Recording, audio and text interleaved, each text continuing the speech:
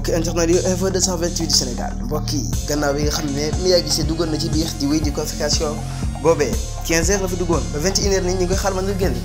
xam naa boobu ba léegi amuñ benn xibaar ci moom ba kenn dikku rek jox ñu benn xibaar ci moom ba tax na mi ngi nii soog di génn ci ay 21h la soog di génn ànd ak ñi ko doon accompagner ñi ko doon xam ne ñoo ko doon gunge ci lépp loo xam ne ay mbokkam ay magam ay jegeñaaleem ñoo ko doon gunge kon mbokk yi ñu bàyyi ngeen seetaan te dellusiwaat. jàpp ni moom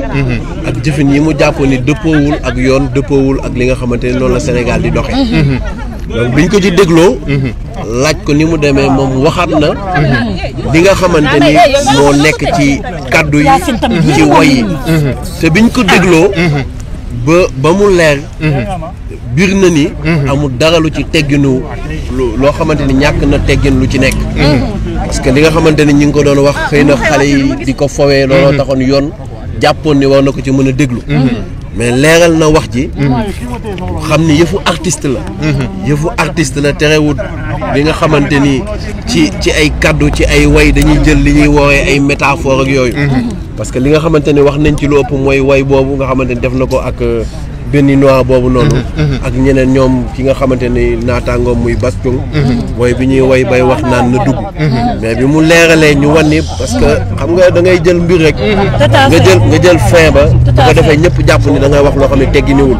fekk na boo xoolee ci way boobu mi ngi koy leeral ni ñi ngi jël misaal ci kuy football wax ni xol bi yaa ko moom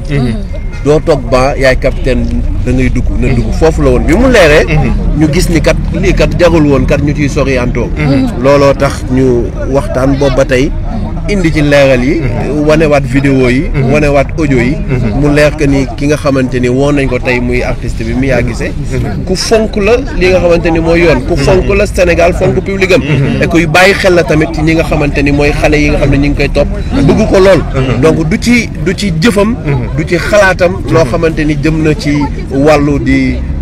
yàq ndaw yi wala loolu moom leer na ni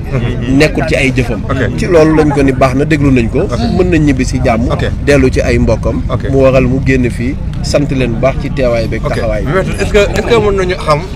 ci convocation bi habillement dañ cee bokkoon ndax ñu ngi bari ñuy wax habillement parce que ñu bari ñu ngi doon wax ni wàllu colin gi aussi tamit dafa bokk non colin gi moom soriwuñ ci colin gi du woon loolu moo nekkoon sosu tey convocation bi du waxi colin ay wax la ay way ak yooyu noonu mais bi mu ñëwee ak ay avocat kii di maître Rama Ba mi ngi fi woon ak maître Ousmane Thiam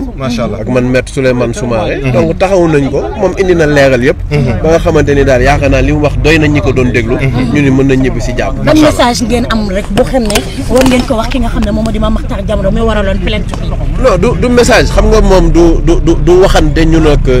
du waxante diggante Mia ak Mame Mactar moom jàpp na ni am na lu ñu def lu dëppoowul ak yoon lu am dëppoowul ak charte réew mi mu indi ci yoon def plainte woo ko déglu ko gis ni kat li mu wax ni yenu na maanaa et amul loo xamante ni jalgati na yoon lu ci nekk donc ku ci nekk mi ngi ci rôlam rek loolu la rek merci beaucoup maître ok